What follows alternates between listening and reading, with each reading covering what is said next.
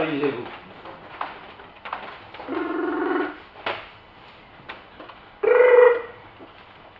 Ou, oh là là, difficile. Je comprends pas, je vais relire. Comment la lisons-nous cette Bible? C'est un gros livre, hein? Il y a beaucoup de pages. Il y a beaucoup de textes différents, magnifiques les uns plus que les autres. Des textes bibliques, des textes vrais, des textes bibliques et des textes saints guidés par le Seigneur. Mais la question que j'ai mise à mon sermon de ce matin, qui ne sera pas trop long, je vous promets, 1 heure maximum. Maximum. C'est le minimum. Alors, quelle est mon appréciation? Quelle est mon interprétation? Quel est mon regard sur ce qui se passe dans ma vie? Nous avons tous des vies différentes. Hein. On est marié, on est célibataire, on est plus âgé, moins âgé, on est un homme, une femme. On a des vies différentes. Mais quand je réfléchis un peu à ma vie, vous, à votre vie, qu'est-ce que vous vous dites? Bah, moi, je n'ai pas beaucoup réussi. Ou moi, j'ai bien réussi, mais je m'ennuie. Moi, bah, j'aurais pu... Qu'est-ce que vous pensez de votre vie? Êtes-vous heureux de votre vie? Ou dites-vous, ben, franchement, si j'étais né dans une telle ou telle famille, j'aurais quand même été mieux. Ou si j'étais né dans telle ou telle ville ou village, je pense que j'aurais davantage apprécié. Qu'est-ce que je dis? Ben, voyons un peu ce que Matthieu en dit. Pas de notre vie, mais de son histoire. Matthieu 16, je vous lis quelques versets. Prenez pas votre Bible, sinon vous allez passer votre temps à chercher après. Mais écoutez. Jésus arriva dans le territoire de Césarée de Philippe, très beau village. Je n'y suis jamais allé, mais je sais que c'est très beau. Il demanda à ses disciples, qui suis-je? C'est Jésus qui pose la question.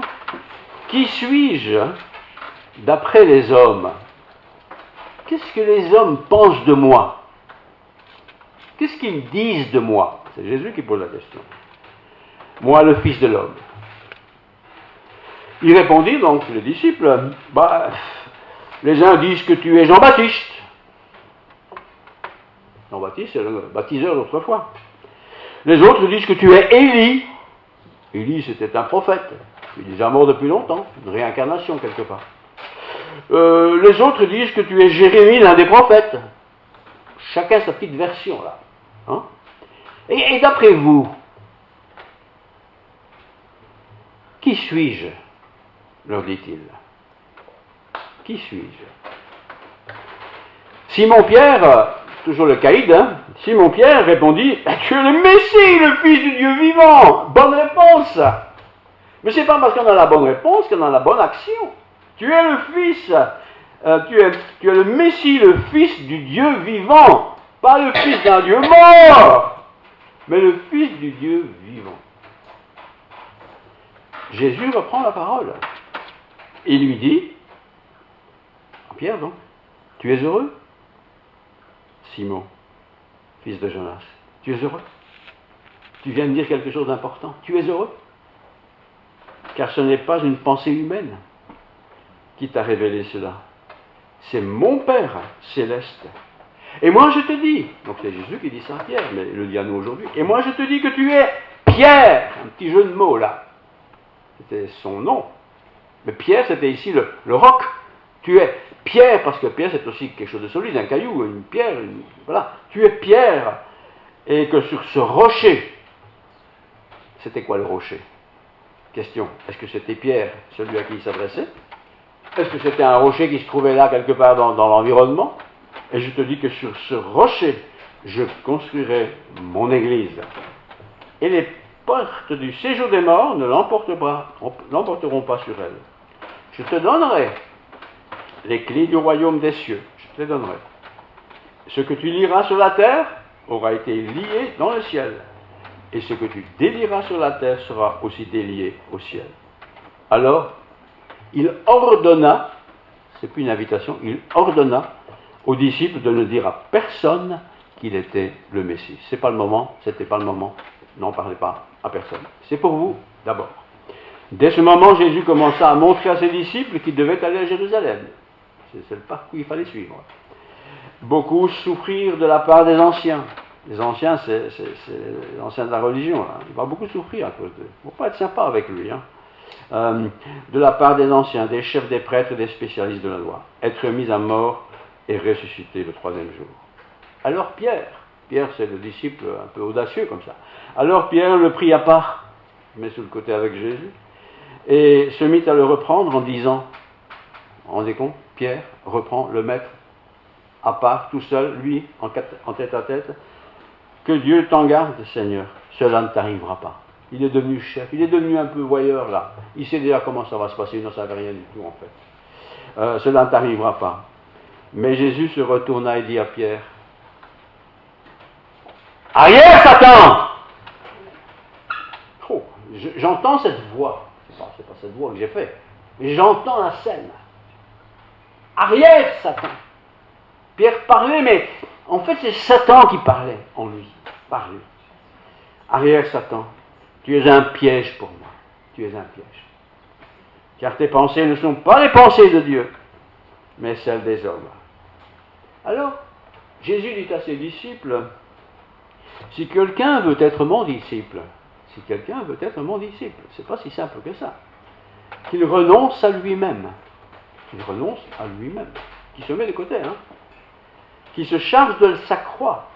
Charger une croix, à l'époque on savait ce que ça voulait dire, c'est le sacrifice, à la fin, qu'il se charge de sa croix et qu'il me suive. En effet, celui qui voudra sauver sa vie la perdra. Mais celui qui la perdra à cause de moi, la retrouvera. Quelle bonne nouvelle. Que servirait-il d'ailleurs à un homme de gagner le monde entier s'il perdait son âme? Perdre son âme, c'est-à-dire perdre le salut. Si on perd ça, on n'a rien. Rien du tout. Même si on avait toutes les fortunes du monde. Donc, que servirait-il à un homme de gagner le monde entier s'il perd son âme? Ou que pourrait donner un homme en échange de son âme? Rien. Parce que l'âme ne vaut rien. L'âme a besoin d'être transformée pour qu'elle soit quelque chose. En effet, le Fils de l'homme va venir dans la gloire de son Père avec ses anges, et alors il traitera chacun conformément à sa manière d'agir. Quelle est mon appréciation? C'est le sujet que j'ai mis dans mon sermon de ce matin. Comment j'apprécie les choses? Comment je vois les choses? Comment je vois mes frères et sœurs? Comment je vois cette femme, cet homme, cette jeune fille, ce jeune garçon? Comment je les vois? Comment je les perçois? Comment je raisonne? À partir de ce que je sais et ce que je vois. Matthieu 16, je le relis encore une fois, un résumé. Jésus arriva sur le territoire de Césarée de Philippe, posa une question à ses disciples. Les disciples, ce sont ceux qui acceptent la discipline. Ou dire des gens, ou dire des gens, qui suis-je moi, le Fils de l'homme? C'est Jésus qui parle. Que disent les gens de moi? Comment me perçoivent-ils? Et je vous pose la question, comment êtes-vous perçus? Comment sommes-nous perçus en tant que chrétiens? Je ne dis pas en tant que protestants, en tant que chrétiens, comment sommes-nous perçus? Comment sommes-nous perçus, nous qui allons le dimanche à l'église, plutôt régulièrement? Comment sommes-nous perçus? Qu'est-ce qu'on dit de nous? Qu'est-ce qu'on raconte sur nous? Ils répondront, donc les uns, disent, tu es Jean-Baptiste? C'est pas Jean-Baptiste. D'autres disaient, tu es Élie? Tu n'es pas Élie. D'autres disent que tu es Jérémie, l'un des prophètes, tu es des réincarnations, mais tu n'es pas tout ça. Mais voilà ce qu'on dit, quoi. Blabla. Et souvent, il y a du blabla. Et sur nous aussi, on peut dire du blabla. On parle, on raconte, du blabla. Moi, mais vous, leur dit-il de Jésus, qui dites-vous que je suis? Donc Jésus pose la question à ses disciples. Qu'est-ce que vous dites de moi? Qui suis-je, moi? C'est Jésus qui parle. Alors Simon-Pierre, le caïd, l'audacieux, répondit. Superbe réponse. Tu es le Christ. Tu es le Christ, le Fils du Dieu vivant. Tu n'es pas un Messie, tu n'es pas un disciple, tu n'es pas un discoureur, tu n'es pas un intello, tu es le Christ, le Fils du Dieu vivant. Alors, quelques détails pour expliquer cette introduction. Quel regard, soyons honnêtes avec nous-mêmes, quel regard est-ce que j'ai sur moi, sur nous? Quel regard avons-nous de nous? Qu'est-ce que nous pensons de notre foi chrétienne? Quand vous dites, tiens, qu'est-ce que les gens pensent de moi en tant que protestants ou chrétiens ou personnes qui parlent de temps en temps de Dieu, qu'est-ce que les gens pensent de moi? Il faut être honnête. Quel regard ai-je moi-même sur moi? Qu'est-ce que je pense de moi? Quand tu es un bon chrétien, tu es un caïd, tu es un quête, tu chantes bien, tu parles bien, tu sais tout faire bien. Est-ce que c'est ça que je pense de moi? Quel regard Dieu a-t-il sur moi? Si je pouvais contacter Dieu, dire Dieu, qu'est-ce que tu dis de moi? Qu'est-ce que tu penses de moi? Quel regard as-tu sur moi? Quel regard a mon frère, ma soeur dans l'église sur moi? Qu'est-ce qu'ils pensent de moi? Qu'est-ce qu'ils se souviennent de moi? Quel regard a le monde sur moi? Mon collègue, mon voisin, etc. Quel regard ont-ils sur moi? Qu'est-ce qu'ils disent de moi? Quel regard portons-nous, nous, sur les autres? Quel regard ai-je sur mon voisin? Croyant, pas croyant. Quel regard ai-je sur lui? Qu'est-ce que je dis sur lui? Qu'est-ce que je pense sur lui? Ma femme, mon mari, qu'est-ce que je pense sur elle? Je suis devenu chrétien, les choses ont changé. Qu'est-ce que je dis de ma femme, mon mari, mes enfants? Qu'est-ce que je dis? Qu'est-ce que je pense de mes parents? Le psaume 139, les psaumes ont beaucoup de choses à nous apprendre à ce sujet-là. Verset 23 nous dit ceci. Psaume 139, verset 23. Voilà. Examine-moi, ô Dieu. Si je demande votre avis, vous allez me donner votre avis, vous êtes honnête. Est-ce qu'il sera juste, pas juste? Il sera peut-être juste, pas juste. Il sera peut-être exagéré ou sous-estimé. Bon. Ici, examine-moi, ô Dieu. Avons-nous déjà fait cette prière à Dieu? Dans votre chambre, dans votre promenade, n'importe, Seigneur, qu'est-ce que tu penses de moi? Qu'est-ce que tu dis de moi? Il faut être honnête, hein? Connais mon cœur. Je lis la suite, hein? Examine-moi, ô Dieu, et connais mon cœur. Mon cœur, c'est l'âme, c'est la personne que je suis. Dieu connaît mon cœur. Il sait comment je suis, il sait qui je suis, il sait quand je fais bien, il sait quand je ne fais pas bien, il sait quand je fais des efforts, il sait tout ça. Qu'est-ce que tu penses de moi, Seigneur? Moi, je peux penser ce que je veux de moi, mais ce n'est pas toujours juste. Je peux demander l'avis de Pierre, Paul et Jacques, ce sera à peu près juste, mais peut-être pas juste non plus. Mais toi, Seigneur, qu'est-ce que tu penses de moi? Mets-moi à l'épreuve. Mets-moi, donc il dit ça à Dieu, mets-moi à l'épreuve, éprouve-moi, teste-moi et connais mes pensées. Dieu les connaît de toute façon, mais moi je ne connais pas vos pensées, et vous ne connaissez pas trop les miennes. Qu'est-ce que je pense des autres? Qu'est-ce qu'on pense de moi? Regarde si je suis sur une mauvaise voie. Il dit ça à Dieu. Regarde, comme si Dieu ne le voyait déjà pas, si je suis sur une mauvaise voie. Et conduis-moi sur la voie de l'éternité. Frères et sœurs, nous devons régulièrement, je ne vais pas dire très régulièrement, mais régulièrement, nous poser cette question. Regarde si je suis sur une mauvaise voie. Tu veux t'acheter une maison, tu veux t'acheter une voiture, tu veux changer de femme, tu veux changer de mari, tu veux 5 enfants, tu n'en veux plus, etc., etc. Qu'est-ce que tu veux, Seigneur, pour moi? Qu'est-ce que je peux avoir de toi? Qu'est-ce que je pourrais bien faire avec toi? Oui, c'est des questions qu'il faut se poser honnêtement, avec Dieu, hein, bien sûr. Quel regard les autres portent-ils sur moi? Celui-là, c'est un religieux, hein, il ne parle que de religion quand je parle avec lui. Bon, c'est son droit, après tout, il parle avec lui, il fait ce qu'il veut. Lui, mais quel grossier personnage, chaque fois qu'il parle de religion, c'est pour critiquer le curé. En l'occurrence, l'autre curé. Est-ce que c'est ça? Est-ce que c'est ça? Psaume 139, verset 23, c'est déjà mieux, hein? Ô Dieu, c'est la prière, ça. Psaume 139. Ô Dieu, regarde au fond de mon cœur. Regarde. Est-ce que nous permettons à Dieu de regarder au fond de notre cœur? Il ne demande pas notre avis, hein? Mais est-ce qu'on lui demande? C'est regarde au fond de mon cœur. Et connais-moi. Connais-moi, Seigneur. Et l'auteur qui a écrit ça se rend compte que ça ne doit pas être le top. Hein? Regarde au fond de mon cœur et connais-moi. Examine mes pensées. Porte-t-il...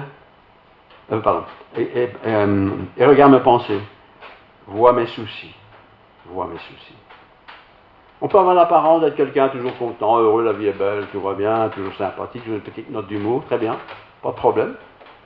Mais tout ça peut cacher quelque chose. Quelque chose que nous sommes en réalité, mais que nous ne voulons pas dévoiler. Qui suis-je? Voyons un peu le psaume 139, verset 23, très court. Dieu regarde, je cite, au fond de mon cœur. Dieu regarde au fond de mon cœur. Il ne regarde pas si mes doigts sont bien droits, il ne regarde pas si je suis blanc, si je suis noir, si je suis grand ou petit. Il regarde au fond de mon cœur.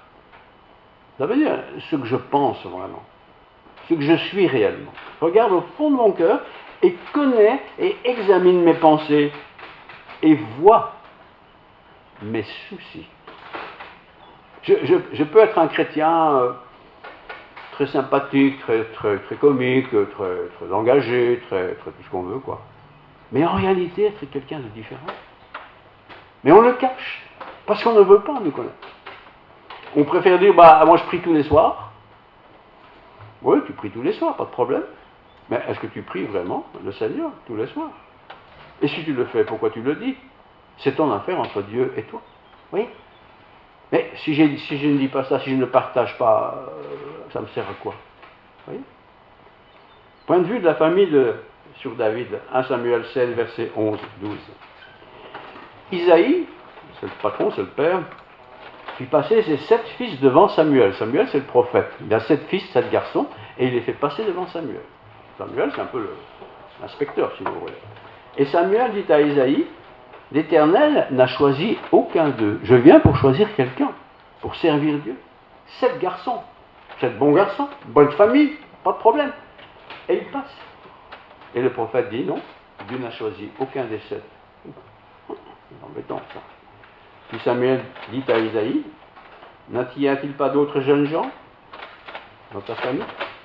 Et il répondit, il reste encore le petit. Le petit. Il était petit parce qu'il était le dernier, mais il aurait pu être le petit en taille, il aurait pu être le petit, l'autre quoi. Hein. Il reste encore le petit, mais lui il fait paître le troupeau. Aucune valeur. Et voilà toute l'histoire, frères et sœurs. Parfois nous jugeons l'autre sur ce que nous pensons que l'autre devrait être. Et s'il ne l'est pas, ce n'est pas bien. Je relis. Samuel dit, n'y a-t-il pas d'autres jeunes gens? Il répondit, il reste encore le petit, le dernier de la famille là. Il s'occupe des animaux là. Mais il fait paître le troupeau. Alors Samuel dit à Isaïe, envoie-le chercher. Celui qui n'était pas invité, on va le chercher. Car nous ne nous installerons pas avant qu'il ne vienne ici. Vous voyez, nous avons des idées comme ça. Prenons un exemple ou deux. Bon, on aimerait bien quelqu'un qui dirige la chorale, par exemple. Ça, c'est facile. Ouais, mais qui est-ce qui peut diriger la chorale dans l'église? Ils chantent tous faux. Ou ils chantent tous très bien. Qui va-t-on choisir? Il faudrait quand même quelqu'un qui ait de l'autorité, hein, parce que, ou il faudrait quelqu'un ceci, ou il faudrait quelqu'un cela. Quels sont nos critères qui font que l'on pense que telle personne est bien pour telle affaire, pour tel service? Isaïe l'envoya chercher. Il était roux. Roux. Il avait de beaux yeux. C'est précisé, hein, c'est pas moi qui l'ai inventé. Et il avait une bonne apparence. Le beau look. Le mec parfait, quoi. Hein? L'Éternel dit à Samuel, lève-toi, donne-lui l'onction. Car c'est lui que j'ai choisi. Bizarre. J'ai relu plusieurs fois ce verset en préparant ce sermon. J'ai dit, tiens, pourquoi est-ce que le Seigneur a demandé ça, quoi? Il aurait pris quelqu'un qui était dans la moyenne, là, hein, mais il était bien. Et c'est pas parce qu'on est bien, qu'on est intelligent, qu'on est cultivé, qu'on est peut-être physiquement très bien ou moins bien. C'est pas pour ça que le Seigneur ne veut pas nous utiliser. Il veut nous utiliser tous. Ça, c'était le point de vue de la famille de David. Point de vue du roi Saül maintenant. David, chapitre 16, verset 21, page 490 dans ma Bible. Il est écrit, Saül envoya des messagers à Isaïe pour lui dire, Isaïe c'est l'homme de Dieu, hein, envoie-moi ton fils David qui est avec le troupeau. Isaïe prit un âne qu'il chargea de pain, d'une outre de vin et d'un chevreau, et l'envoya à Saül par l'intermédiaire de son fils David. Transport. David arriva et se tint devant Saül, qui l'aima beaucoup, et en fit son porteur d'armes. Le père l'a envoyé pas pour qu'il porte les armes, mais en tout cas, le roi, lui, était content de voir cette monsieur-là, ça lui plaisait bien. Tu vas porter mes armes, donc tu vas toujours être avec moi. C'est déjà un beau grade. Saül envoya dire à Isaïe, je te prie de me laisser David, car il a obtenu ma faveur. Le choix des hommes, les choix des humains. On a nos choix, hein, bien sûr, et nos choix sont évidemment souvent conformes à ce que nous ressentons, ce que nous aimons, ce que nous voulons. C'est logique, ça. Mais ça n'est pas nécessairement toujours ce que Dieu veut pour son œuvre. Dieu veut peut-être quelque chose d'autre. Et ce quelque chose d'autre est peut-être quelque chose que moi je ne prendrai pas, parce que ça ne me convient pas. Il n'est pas grand, il n'est pas petit, il est noir, il est blanc. Nous sommes comme ça. Mais certainement pas Dieu. Point de vue des frères de David. Eliab, c'est un des fils, un des frères, son frère aîné, qu'il avait entendu parler à ses hommes, lui, fut enflammé de colère contre David. Parce qu'il a entendu David qui parlait comme si c'était déjà tout cuit, lui va tout avoir et nous on n'aura rien du tout. Il est en colère sur lui. Il dit, pourquoi es-tu descendu et à qui as-tu remis le petit troupeau dans le désert? Je t'avais demandé de garder le troupeau, tu l'as laissé tomber et maintenant tu voudrais avoir cette place. Fâché, il est. Fâché de fâché. Je connais ton insolence et la malice de ton cœur. Donc, c'est pour voir la bataille que tu es descendu. Voilà ta motivation. Et parfois, les gens veulent servir Dieu. C'est très général ce que je dis ici, hein, personne n'est concerné. On veut servir Dieu, mais on veut servir Dieu selon nos sensibilités, nos critères, nos bonheurs, quoi. Servir Dieu, c'est pas la même chose. Servir Dieu, c'est être appelé par Dieu pour quelque chose de précis. On n'a pas besoin d'être appelé par Dieu pour nettoyer la salle du culte. Hein. Tout le monde peut faire ça. On n'a pas besoin de... etc., etc., etc. Point de vue des frères de David, grosse famille. Eliab, son frère aîné, voilà, qu'il avait entendu parler à ses hommes, fut enflammé, j'ai trouvé ces mots terribles, hein, enflammé de colère contre son frère. J'ose pas dire la phrase que j'aurais utilisée. J'aurais eu pété. Bon. Pourquoi es-tu descendu et à qui as-tu remis le petit troupeau dans le désert? Tu gardais le troupeau. Tu as entendu qu'il fallait quelqu'un. Tu es venu. Tu as laissé le troupeau tout seul. Apparemment, c'est ça. Tout ça pour avoir cette place. Je connais ton insolence et la malice de ton cœur. Je connais ça. C'est pour voir la bataille que tu es descendu. Tu n'es pas là pour servir Dieu. Tu n'es pas là pour honorer Dieu. Tu n'es pas là pour plaire au peuple. Tu es là pour voir la bataille. Du sang, il faut qu'il coule. Je pense que c'est ça. Hein. Je pense que c'est ça. Point de vue des frères de David. Point de vue des frères du géant Goliath sur David. Il y avait un géant dans l'histoire, toujours le même chapitre, hein, qui avait évidemment, il est Goliath, il est fort, il avait une attitude très spéciale sur David. Le Philistin, donc le géant, s'approcha peu à peu de David. Il n'était pas grand, mais il était beau. S'approcha peu à peu de David, précédé de l'homme qui portait son bouclier. Le Philistin regarda, et lorsqu'il aperçut David, il le méprisa. Qui est-ce qui aime bien être méprisé? Personne. On n'a pas besoin d'être adulé, mais être méprisé, ça veut dire on ne te veut pas, tu es rien, tu vaux rien, tu es bon en rien, etc., etc. Le Philistin, c'était un caïd, hein, et lorsqu'il aperçut David, il le méprisa en voyant en lui qu'un jeune homme, garçon, et roux. Il avait les cheveux roux, une tête de roux, c'est pas bien, et il avait pour ça une très mauvaise réputation, d'après ce témoignage. Le Philistin dit à David, suis-je un chien? On cherche quelqu'un. Suis-je un chien pour que tu viennes contre moi avec des bâtons? Je ne suis pas un chien, moi. Et réfléchissons parfois à nos réactions. Hé, je ne suis pas un chien, hein? Ou l'autre phrase. Point de vue de David sur lui-même. 1 Samuel 18, 23. Le roi a donné sa fille aînée, à un homme qui s'appelait Adriel de Méchola. Contrairement à sa promesse. Le roi avait fait une promesse. Je donnerai ma fille un telle personne. Mais bon, vrai David. Hein. Mais une fille du roi Milcal est amoureuse de David. L'amour joue aussi un rôle. Problème. Que faire? Comment faire? 1 Samuel 18, 17. Saül donna cet ordre, Saül c'est le roi, hein, donna cet ordre à ses serviteurs. Parlez en confidence à David. Allez, papa. Ça c'est une peste dans la vie. Attention. Saül donna cet ordre à ses serviteurs. Parle en confidence à David et dites-lui, voici que le roi et tous ses serviteurs, donc ils sont personnels quoi, t'aiment. Et devient maintenant le gendre du roi. Devenir le gendre du roi, je veux bien. Les serviteurs de Saül répétèrent ces paroles aux oreilles de David. Et David répondit, est-ce à vos yeux peu de choses de devenir le gendre du roi? Croyez que c'est rien, ça? Croyez que ça vaut pas la peine? Mais est-ce que le gendre du roi, c'est bon? Mais c'est ces gens-là qui avaient une sensibilité forcément qui n'était pas celle que Dieu voulait, font des arrangements. Des arrangements. Moi, je suis un homme pauvre, je suis peu de choses. Mais c'est pas parce que tu es pauvre que tu n'es rien. Tu es peut-être très bien, et c'est en tout cas le cas ici que David vivait. David, ce n'était pas le petit garçon qui ne valait rien, c'était vraiment un jeune homme.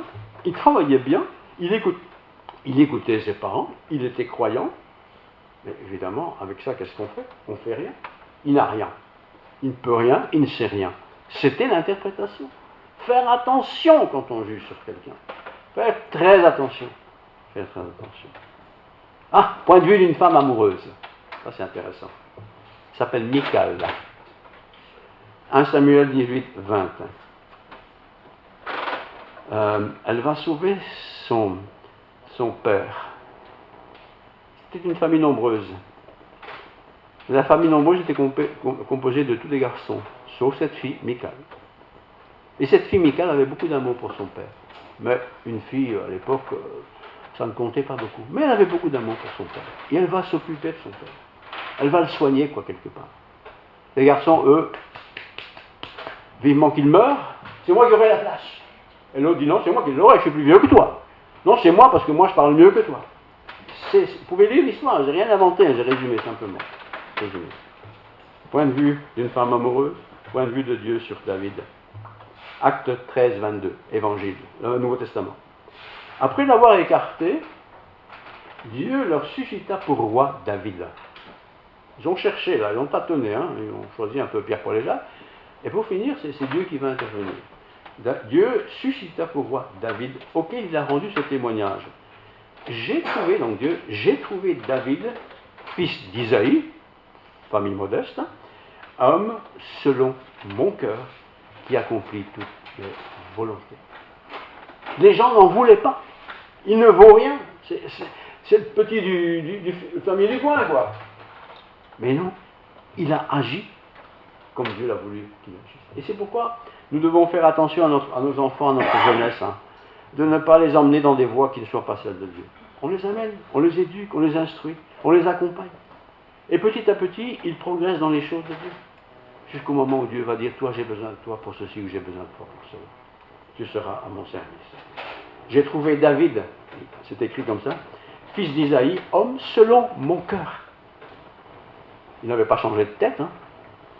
Son père était toujours son père, c'était un homme modeste.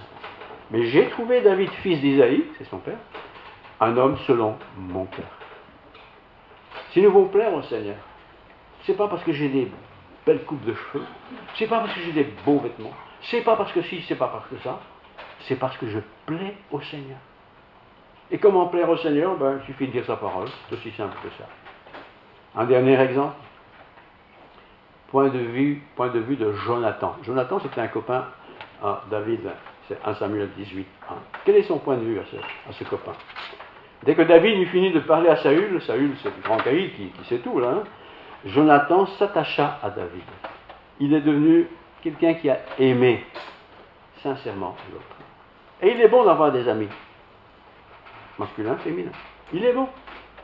Et Jonathan l'aima comme lui-même. Je ne t'aime pas parce que tu es chouette, parce que tu fais bien du sport, parce que ci, parce que là. Je t'aime comme je m'aime moi-même. Ça, c'est beau. Aimer l'autre comme je m'aime moi-même. C'est aussi vrai dans la famille, et j'en profite pour le dire. Hein. Dans un couple, le mari doit s'aimer lui-même comme il aime sa femme. Non, je vais inverser. Il doit aimer sa femme comme il s'aime lui-même. Et nous avons parfois des attitudes très méchantes avec les femmes, hein, les hommes. Et parfois l'inverse est vrai aussi. Faire attention. Faire attention. Quand Saül était encore petit, donc je ne sais pas quel âge il avait, c'est pas écrit, 1 Samuel 15, 17, Samuel dit, lorsque tu étais petit à mes yeux, Samuel c'est l'homme de Dieu, lorsque tu étais petit à tes yeux, ça va hein, n'es-tu pas devenu le chef des tribus d'Israël? Oui, tu l'es devenu. Pourtant tu étais petit, on t'avait pas d'importance, on ne te considérait pas, et tu es devenu le chef d'Israël. Et l'Éternel ne t'a-t-il pas donné l'onction comme sur le roi d'Israël? Il n'était pas fils de roi, il n'était pas fils de ministre, il n'était rien du tout. Il était fils d'une famille quelconque. Mais tu as été fidèle. Tu as été fidèle à la voix de Dieu. Alors, pour terminer, donc là je me dis arrête, 1860, donc c'est le numéro, que chacun considère avec modestie. Vous savez, si on se prend pour le nombril du monde, et Dieu sait sur la terre s'il y en a, nous ne plairons pas au Seigneur. Ça ne veut pas non plus dire qu'il faut se prendre pour une carpette. Je ne suis pas une carpette. Je suis créé à l'image de Dieu comme vous. Nous sommes création de Dieu. Nous sommes importants pour lui. Tous nous sommes importants pour Dieu. Mais si je pense que moi je suis le plus important d'une communauté, illusion. Ce n'est pas vrai. Je ne suis pas le plus important. J'ai des choses que je peux faire. Il y a d'autres choses que je ne sais pas faire. Ou que je ne veux pas faire.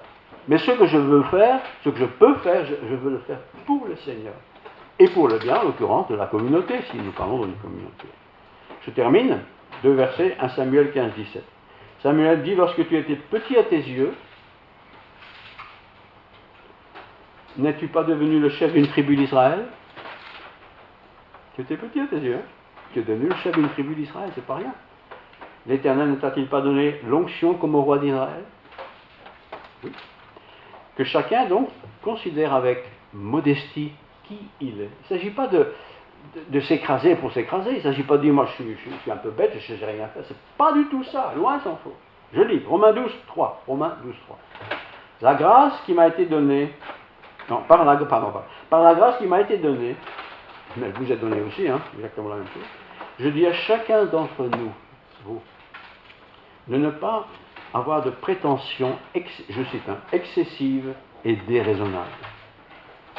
Si je veux servir l'Église, moi je veux bien servir l'Église, mais il faut que petit tête à tête. Laisse tomber. Ne fais pas ça, ça ne sera pas bien. Mais tu veux servir l'Église, c'est très bien.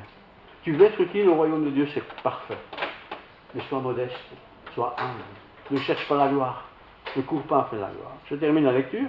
Donc Romains 12, 3. Par la grâce qui m'a été donnée, je dis à chacun d'entre vous de ne pas avoir de prétention excessive et déraisonnable, mais d'être assez raisonnable pour avoir de la modération. Assez raisonnable pour avoir de la modération. Chacun selon sa mesure de foi que Dieu lui a déportée. Ça dépend ce que Dieu m'a donné comme foi. Ça ne dépend pas du nombre de diplômes que j'ai. Ça ne dépend pas si j'ai une famille de riches. Ça ne dépend pas si mon grand-père était bourgmestre de la ville interne. Non, ça ne dépend pas de ça. Ça dépend, je relis, Romains 12, je vous le lis en entier. Par la grâce qui m'a été donnée, je dis à chacun d'entre vous de ne pas avoir de prétention excessive, c'est pas la peine de dire moi je veux être directeur général principal, et déraisonnable, c'est pas raisonnable, mais d'être assez raisonnable. Il ne faut pas être nul, on n'est pas nul, mais d'être assez raisonnable pour avoir de la modération. Oui, tu as du talent pour faire ça. Oui, tu es capable de bien chanter. Oui, tu peux diriger la chorale. Oui, tu peux prêcher. Oui, tu peux ceci et ça. Oui, tu peux le faire. Mais sois modeste, raisonnable. Je continue la lecture, Romains 12, 3. Vous pouvez lire le reste à la maison. Donc, soyez assez raisonnable pour avoir de la modération. Calmos. Chacun selon la mesure de foi que Dieu lui a déportée. Moi, j'aimerais bien prêcher. Très bien, pas de problème, une bonne idée. Mais comment vas-tu prêcher? Ah ben Dieu va m'inspirer. Ah bon? Et tu crois que ça va comme ça? Tu crois que c'est comme ça qu'on fait? Oh, mais moi, j'ai pas besoin de tes commentaires, hein, je fais ce que je veux, c'est Dieu qui me dirige. Attention avec ces genres de discours. Je le sais parce qu'on me l'a déjà raconté combien de fois. C'est pas comme ça que ça se passe. C'est pas comme ça que ça se passe. Alors, j'étais un peu vite parce que le temps est déjà très avancé, mais j'aimerais juste reprendre tous ces points, le point de David, les autres, Goliath et tout ça. Ils ont tous eu des visions différentes des choses. Certains ont été exaucés, d'autres ne l'ont pas été, d'autres ont même été dans des mauvaises situations et conclusions. Mais j'aime cette conclusion qui a été faite sur Jonathan et sur David. Ils étaient copains, mais c'était des copains qui étaient humbles. Ils voulaient servir Dieu, ils voulaient honorer Dieu, ils voulaient glorifier Dieu, ils voulaient faire ce que Dieu demande. Et ils l'ont fait. Ils ne l'ont pas fait demain matin en gagnant beaucoup d'argent, hein. Ils n'avaient rien gagné du tout, mais ils l'ont fait. Ils l'ont fait. Et je termine encore une fois, je le dis, si nous pensons que nous faisons les choses avec ça, il faut qu'on l'applaudisse, illusion. C'est pas pour ça qu'on fait des choses. Mais si tu le fais, fais-le bien, fais-le très bien. Alors, j'ai marqué une dernière phrase, je l'ai marqué ce matin, au bic. Quelle est mon appréciation, moi, André, sur toi-même? Qu'est-ce que tu penses de toi-même? Amen. Amen. Je n'ai pas dit que vous devez penser ça pour moi. Hein. C'est à moi de le penser pour moi. Et chacun peut le penser pour soi. On va prier. Seigneur notre Dieu, merci pour ta parole. C'est vrai que parfois on est stupéfait de lire ce genre de texte. Et tu dis, mais comment ça peut être dans la Bible? Et pourtant c'est ta parole. Parce que tu as parlé avec des hommes, des femmes, des humains. Nous sommes tous des humains. Et nous sommes aussi des humains conditionnés par d'autres humains qui ne sont pas croyants, qui se fichent royalement de toi, Seigneur. Mais tu es le Seigneur, tu es Dieu, tu es le vivant au siècle des siècles. Tu nous aimes, tu veux le bien pour nous. Tu veux nous utiliser pour la gloire de ton royaume. Donne-nous de prendre conscience de ça. Non seulement de prendre conscience, mais tout simplement de grandir avec toi. De grandir et d'essayer d'être utile, là où tu veux que nous soyons utiles. Merci. Béni soit ton nom. Que cette semaine nous soit favorable, que les jours soient beaux et bien pour chacun de nous. Que nos familles soient heureuses ensemble, les uns avec les autres. Gloire à ton nom, Jésus. Amen. Amen.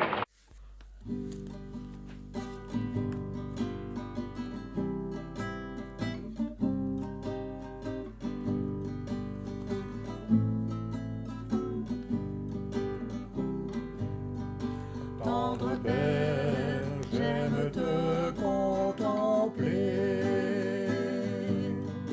Tendre Père, j'aime te contempler. Je t'offre ma vie, je chante ta gloire. Tendre Père, j'aime te contempler. Fils de Dieu, j'aime exalter ton nom. Fils de Dieu, j'aime exalter ton nom. Tu m'aimes, tu m'aides, tu combles ma vie. Fils de Dieu, j'aime exalter ton nom. Saint-Esprit, tu éclaires ma vie. Saint-Esprit, tu éclaires ma vie. Tu diriges mes pas, tu restes près de moi. Saint-Esprit, tu éclaires ma vie. Tendre Père, j'aime te contempler. Tendre Père, j'aime te contempler. Je t'offre ma vie, je chante ta gloire. Tendre Père, j'aime te contempler.